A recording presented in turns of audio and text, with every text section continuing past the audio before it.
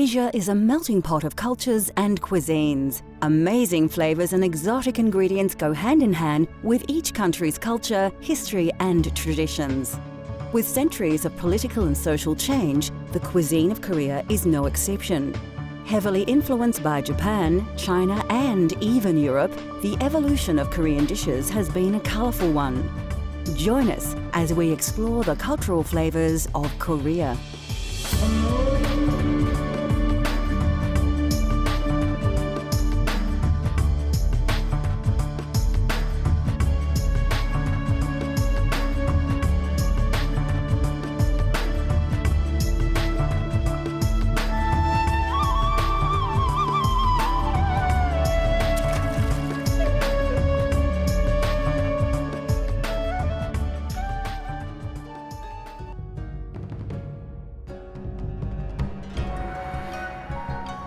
Korea is a land steeped in history, but also rich with modern culture. Bordered by China, Russia, and a short distance from Japan, Korean cuisine has evolved to make its own mark in culinary history. A lot of people asking me the food is what's Korean food? Okay, a lot of people know about the barbecue, and Korean barbecue is and bibimbap and all those things. But there are so many style dishes there, which is garlic, ginger, and chili powder, and obviously a lot of different herbs and mountain fresh vegetables. I can't explain everything right now, everything all up, but the basic thing is we're using mainly ginger, garlic, soy sauce, and chili powder and sesame oil. That's the main thing we're using every single meal.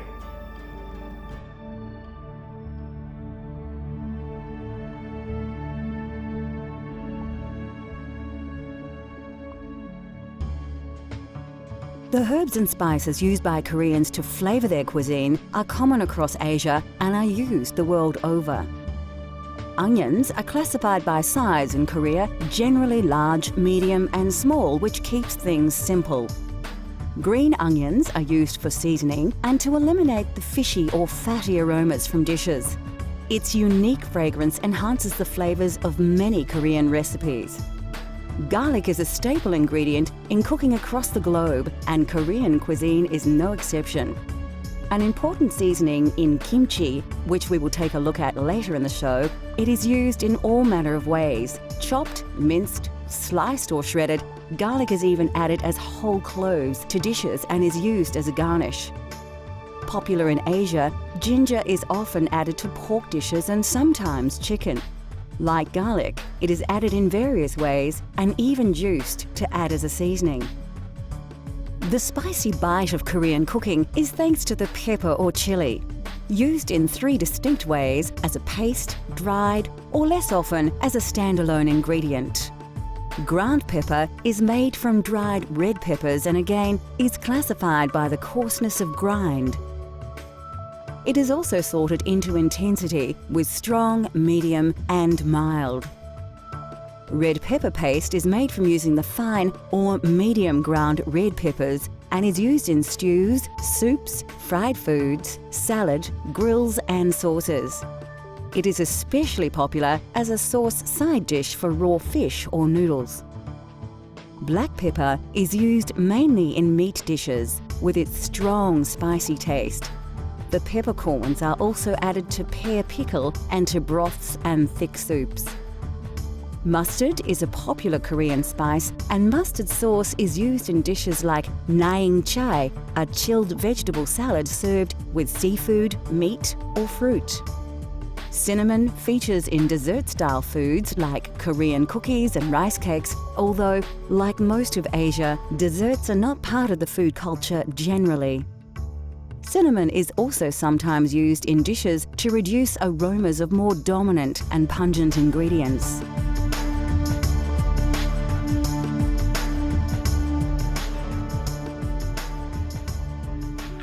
A Korean pancake is easy to make and always very popular. It can be cooked as a main meal or side dish, and you can use whatever vegetables you have at hand.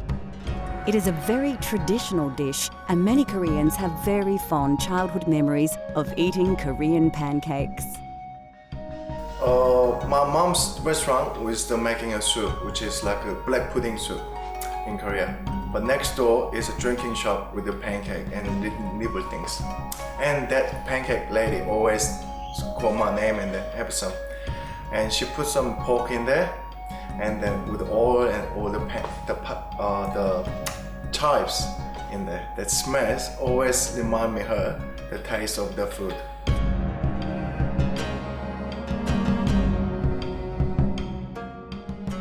Today, we will prepare a green onion pancake using a selection of onions as well as numerous vegetables which are currently in season.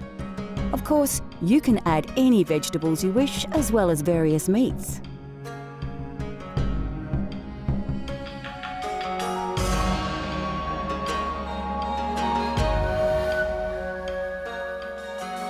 You will also need a few ingredients in order to make the dough.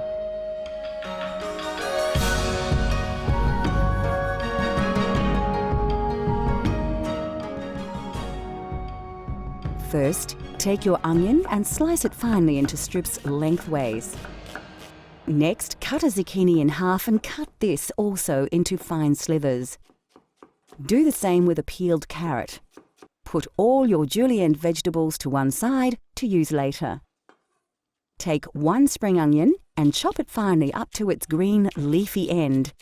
Grab some chives and cut these into lengths of about 3 centimeters. Now we can begin to prepare our dough. Put the vegetables to one side and grab a large mixing bowl. First, add around 95 grams of wheat flour and around 30 grams or 1 tablespoon of glutinous rice powder. Pour some of the water from 1 cup, add a dash of salt, and then mix the ingredients together with a fork. Take an egg and separate its yolk from the white. Add the yolk to the mixture and mix the ingredients together with your fork. Keep the white in a cup for later. Now is the time to add your vegetables. Grab your sliced onion, zucchini and carrot and place them in the mixing bowl with the dough mixture. Then add the green onion and chives and mix everything together well so that the mixture covers all the vegetables evenly. Place the egg white into a mixing bowl along with the whites from 2 more eggs and whisk well. You may like to use an electric whisk if you have one. Continue whisking until your whites are light and fluffy. Now we need to add the egg whites. Using a spatula, scoop the egg whites into the pancake mixture and slowly combine the two. Do this slowly to ensure that the pancake remains light once cooked. Add some oil to a pan and warm to a medium heat. Place a good portion of the pancake mix into the pan. The pancake should fill the pan to a depth of about 2 or 3 centimeters, which is quite thick. Cover the pan with a lid and allow the pancake to simmer until its underside is a golden brown. The pancake is now ready to flip. Use the spatula to make sure that the pancake keeps its round shape. Then cover and allow the other side also to cook to a golden brown color. When your pancake is ready, cut into triangular slices. Serve on a plate with soy sauce topped with sesame seeds and garnish with chili and herbs. Coming up on Cultural Flavors, the side dish of a nation, and we learn to cook a classic Korean favorite.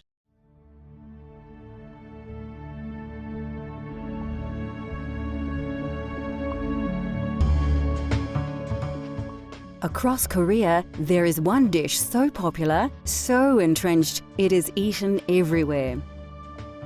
The dish is kimchi, and it is actually the name of numerous traditional pickled vegetable dishes. Kimchi is seasoned pickled vegetables. The main ingredient is often cabbage, but can be made with radish or cucumber, depending on the region of Korea you are in and the season of the year. This location rule also applies to the recipes, and the mix of seasonings used to give kimchi its unique flavor differs extensively between regions. Some parts of Korea use fresh fish or oysters in their kimchi seasoning, while other areas are fond of hot chili. Also, the texture of kimchi may change between regions. Kimchi from the north often is less salty and more watery in consistency, whereas the southern style is more likely to be more spicy, thicker, and often a fermented fish or shrimp sauce is used to flavour the pickle. Kimchi is also made with other variations. Again, a regional influence. Some are sweet, while others prefer a savoury flavour. And of course, the seasons were a major influence on the preparation of kimchi, and the vegetables of the seasons were used. Even now, with the advent of modern refrigeration, the people of Korea still eat kimchi to the season.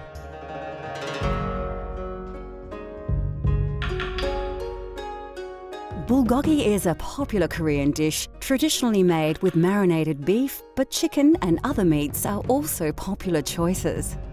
Believe it or not, I always heard from my neighbors and all the old people told me the meat was really important in Korea, and we don't get much, so only the king or imperial, like royal family can have it.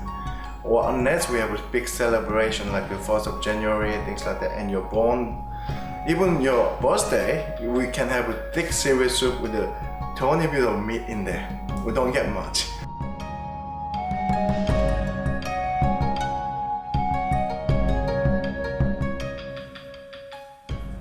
In Korea, bulgogi means fire meat, and although it's easy to mistake this to mean the dish is spicy, it's actually due to the fact that it's traditionally cooked over an open flame.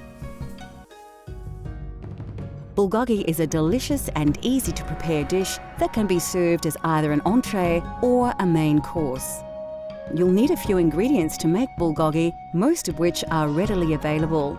Ensure you select a good cut of beef, as it is central to the dish and therefore essential that it is not too fatty or tough. Sugar syrup, rice wine and soy sauce will all help to create a rich and tasty marinade for your meat. Today, our bulgogi will be eaten with fresh lettuce, plain boiled rice and a touch of chili paste.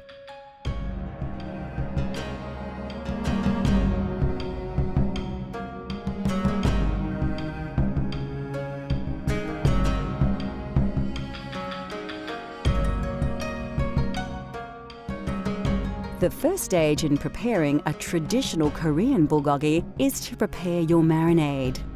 Start out by putting a small onion along with some ginger and crushed garlic into an electric blender.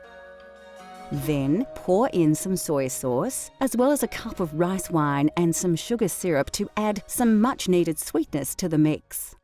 Now it's time to blend.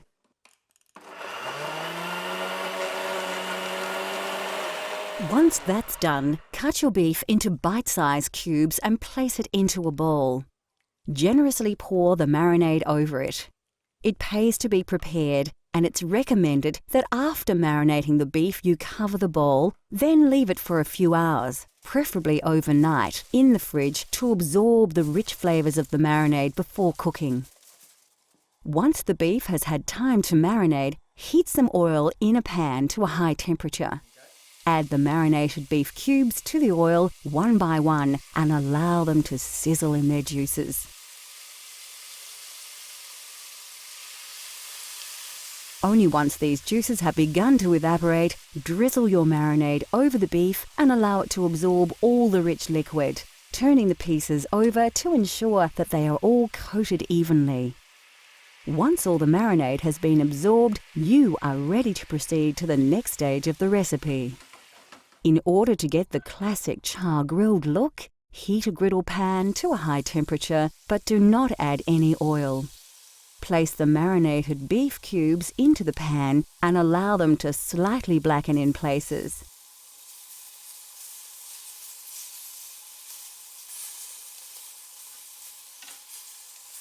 Be sure to keep an eye on them and turn them over before the meat burns.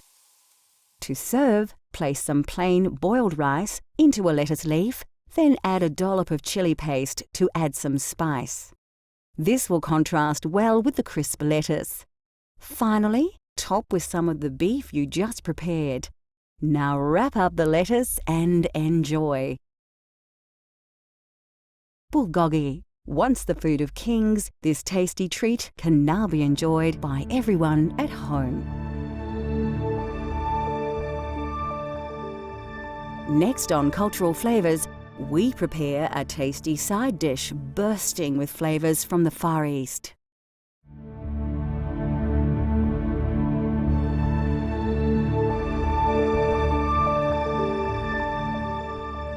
The food of the Korean peninsula relies heavily upon the produce that is in season and readily available. Vegetables are central to the cuisine and they are cooked in a variety of ways, with pickling being by far the most popular. Traditionally, meat was always considered a luxury food that was reserved for very special occasions. Today, however, it is much more common for Koreans to enjoy meat dishes such as the classic bulgogi. The surprising feature of Korean cuisine is the simplicity. Koreans have made an art out of developing varied and sumptuous flavours from a very basic set of ingredients. Korean cooking, of course, features rice. Used as an accompaniment to dishes for porridge, rice cakes and cookies, rice is the staple grain of the country. It is not the only grain though, and wheat flour is used to make noodles. Beans, of course, feature prominently in the cuisine of Korea. Soybeans are used in a multitude of ways for sprouts, oils, and fermented foods like soybean paste and soy sauce. Mung beans are also popular, especially as bean sprouts, adding tasty, sweet crunch to dishes. Beans are also used in cakes, and red beans are used in desserts.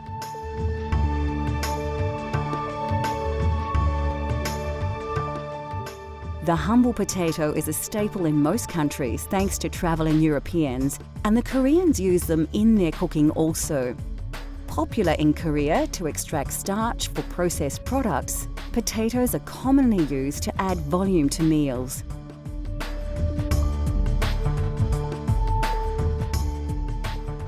The Korean diet is rich in vegetables. Traditionally in Korea, meat was very hard to come by, and only the wealthy could indulge in meat dishes. Therefore, the style of cooking that has evolved across the country, especially in rural areas, is one of fresh-grown vegetables with minimal meats or fish added for flavour.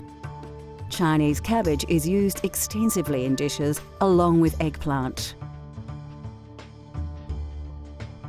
Familiar vegetables like onions, chives, cucumbers and carrots are also eaten across the country.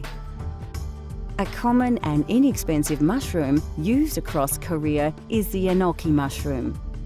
A delicate mushroom with long stalks and a small bulb, enoki mushrooms are now often grown in mushroom farms and are pale in colour compared to the more golden wild variety. Any Korean dinner table will feature a range of vegetables presented in various ways, but by far the dominant method of preparation is pickled.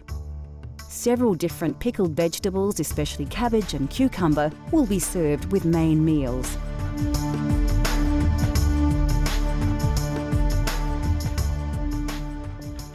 Koreans enjoy a wide range of between 20 and 30 different vegetables, which are often served as side dishes to accompany the main meal. And also Korean people is really conscious of the healthy, which is which plant is good for your eye, which plant is good for your nose, and which plant is full of blood. So all different side of the food we actually making and then pickle it.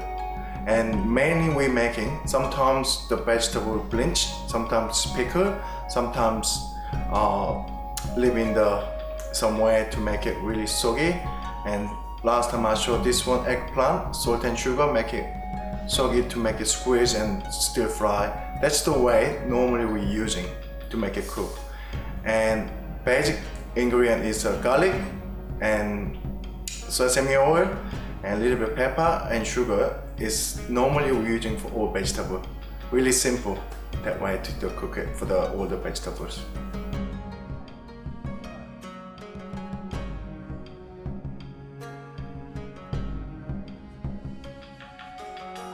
We will now prepare a typical side dish with eggplant, a very popular vegetable on the Korean peninsula. For this recipe, you will need just a few very simple ingredients, and this versatile dish can be served with most meals.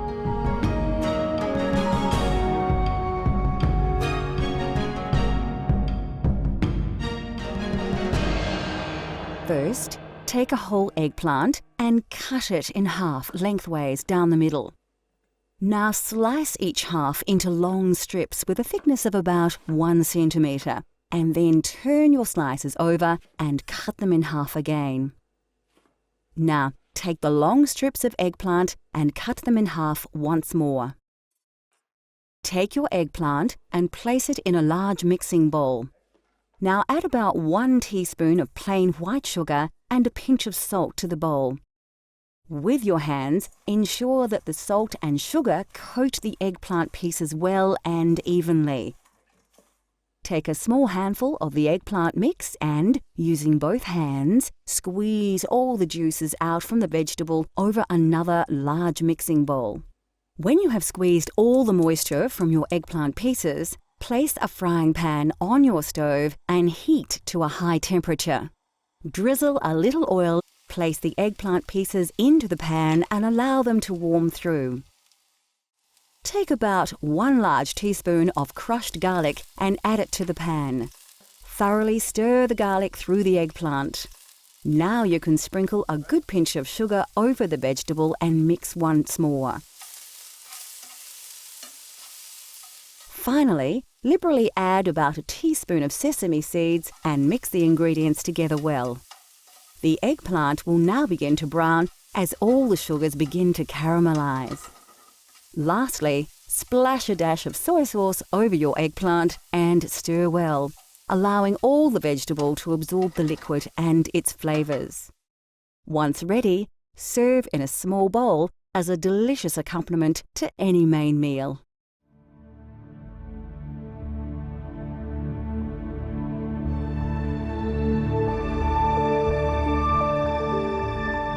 The food of Korea is a combination of tradition and influence.